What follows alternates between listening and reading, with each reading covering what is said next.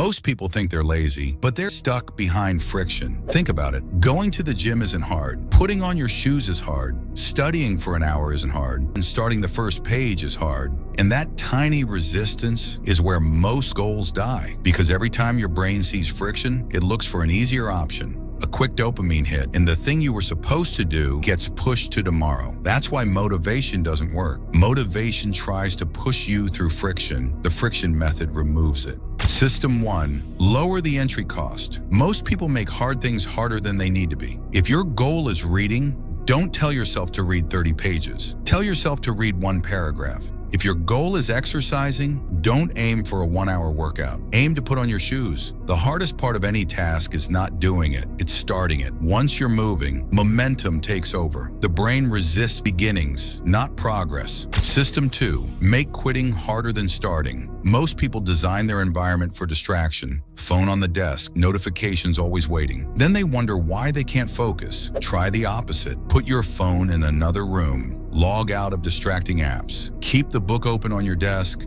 Make good habits obvious, because every extra step creates friction, and friction works both ways. System 3, use the 10-minute contract. Never tell yourself, I'm going to do this for 2 hours. Your brain hates big commitments. Instead say, just 10 minutes. Anyone can survive 10 minutes. And something strange happens. You keep going, because action creates motivation, not the other way around. Waiting to feel motivated is like waiting for a car to move before starting the engine. System 4, stop negotiating with yourself. This is where most people lose. You sit down to work, and suddenly your brain becomes a lawyer. Maybe later, tomorrow will be better. Every excuse sounds reasonable. That's why it's dangerous. The moment you start negotiating, you've already lost. Make the decision once, then follow through. Here's the truth. Successful people aren't better at doing hard things. They're better at removing friction. They don't rely on willpower. They build systems that make action easier than avoidance. And once you understand that, everything changes. Because the goal isn't to become more motivated. The goal is to make starting so easy that your brain has no reason to say no. That's the friction method.